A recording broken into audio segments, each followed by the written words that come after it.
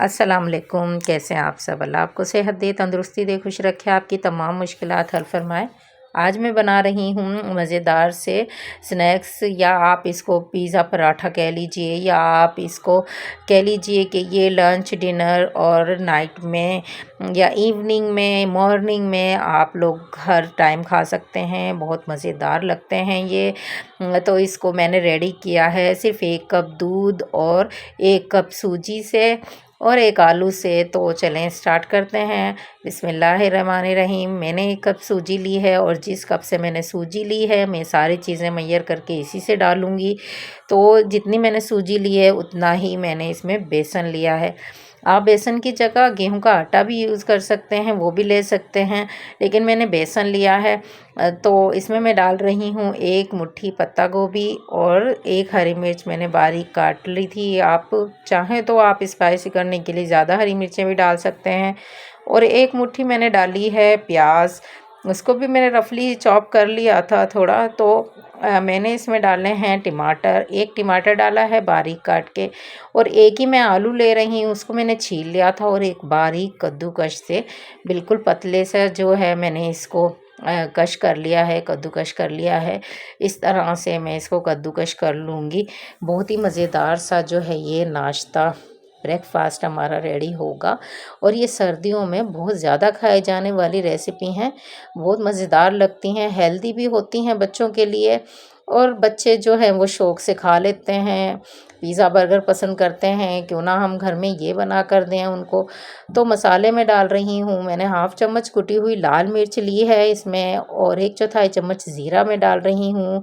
ये भुना हुआ ज़ीरा नहीं है। और ये जो मैं डाल रही हूँ ये है कुटी हुई काली मिर्च और धनिया कूट कर मैंने रख लिया था, उसको भूनकर। और हाफ़ चम्मच मैंने डाला है इसमें नमक, हस्बे ज़ायक़ा नमक डाल लेंगे। तो इसमें 1 कप दूध जाएगा। जिस कप से मैंने सूजी और बेसन लिया था उसी कप से मैं दूध ऐड कर रही हूँ। इसको मिक्स कर लेंगे अच्छे से, और ये बहुत थिक हो जाएगा। तो हम इसमें क्या ऐड करेंगे वो मैं आपको दिखाती हूँ। इसको पहले मिक्स कर लेते हैं अच्छी तरह से। तो ये देखें इतना थिक हो गया है। अब जिस कप से मैंने दूध डाला था उसी 1 कप से मैं उतना ही पानी डालूँगी इसमें, और इसको फिर से मिक्स कर लेंगे। बस इतना ही हमें इसमें पानी और दूध डालना है, 1 कप दूध और 1 कप पानी। तो हम इसको अच्छे से मिक्स कर लेंगे। सूजी फूलती है, इसको अगर हम स्टे दें तो ये फूलती है, इसको थोड़ी देर रखना पड़ता है, छोड़ना पड़ता है।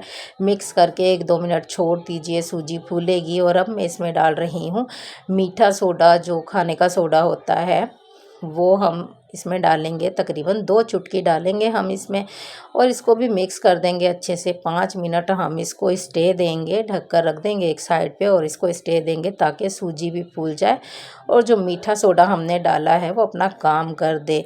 तो इसको हमने रख दिया था 5 मिनट के लिए स्टे के लिए। तो मैं दोबारा से मिक्स कर रही हूँ। एक पैन ले लिया है मैंने खाली, और हल्की आंच पर मैंने पैन को रख दिया है। आंच मेरे चूल्हे की बिल्कुल स्लो है, और पैन में मैंने 2 चम्मच ऑयल डाला है। इतना ऑयल डाला है कि पूरा पैन जो है वो इससे भीग जाए। ज़्यादा ऑयल इसमें नहीं जाएगा, सिर्फ 2 चम्मच जाएगा। और इस पर वाइट तिल मैं डाल रही हूँ। आप चाहें तो इसकी जगह कलौंजी भी डाल सकते हैं, वो बहुत मज़ेदार लगती है। तो वाइट तिल मैंने इस पर डाल दिए हैं। अब मैंने जो बैटर तैयार करके रखा था वो मैं इस पे डाल रही हूँ, सारा का सारा डाल दूँगी एक ही दफ़ा में।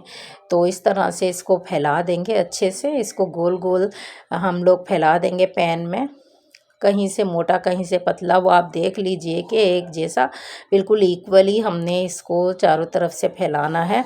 और इस तरह से हम इसको अच्छे से फैला देंगे।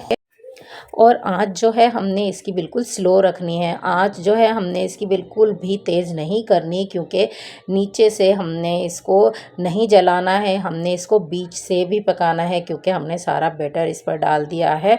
तो इसको हमने बीच से पकाना है। तो इस पर वाइट तिल ऊपर से भी मैं इस पर स्प्रिंकल कर दूंगी, थोड़े से वाइट तिल डाल दूंगी।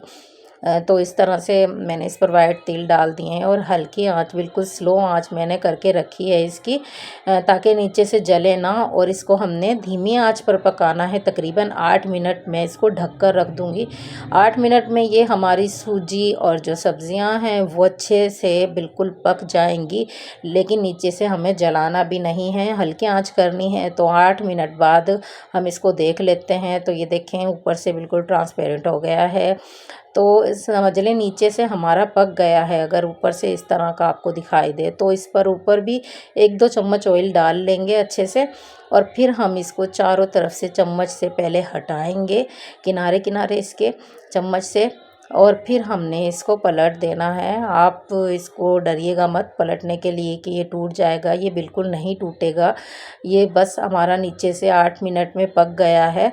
जो हमने इसको ढक कर रखा था, स्टीम से ही हमारे जो है सूजी और सब्जियां पक गई हैं।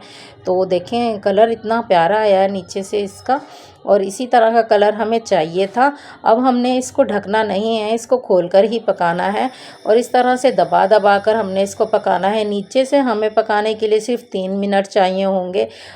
बस हमने जो दूसरी तरफ पकाना है उसका जो टाइम है 3 मिनट होगा। हमने पीछे से ही, जहाँ पहले हम डालते हैं तभी हमें 8 मिनट इसको पकाना होता है स्टीम में, ताकि सब कुछ पक जाए। तो 3 मिनट बाद हमारा ये रेडी हो जाएगा मज़ेदार सा। तो ये रेडी हो गया है, निकाल लेती हूँ मैं इसको एक प्लेट में। और अब हम इसको सर्व करने के लिए इसकी कटिंग कर लेंगे। आप चाहें तो इसको चौकोर शेप में काट सकते हैं, किसी भी शेप में काट सकते हैं, या इसी तरह भी इंजॉय कर सकते हैं, खा सकते हैं तोड़ तोड़ कर इसको, पराठे की तरह, पिज़्ज़े की तरह। मैं इसकी कटिंग कर रही हूँ पिज़्ज़ा शेप में, इस तरह से मैं इसकी कटिंग कर रही हूँ। और जो है ये इतना सॉफ्ट बनकर रेडी हुआ है कि ये इतना मज़ेदार, और इसका जायका इतना अच्छा है कि बच्चे लोग जो हैं इसको बहुत शौक़ से खाएंगे। बहुत स्पाइसी भी नहीं है, केचप से एंजॉय करें, चटनी से एंजॉय करें, या रायते से खा लें। इसको रूखा खाने से भी बहुत मज़ा आता है।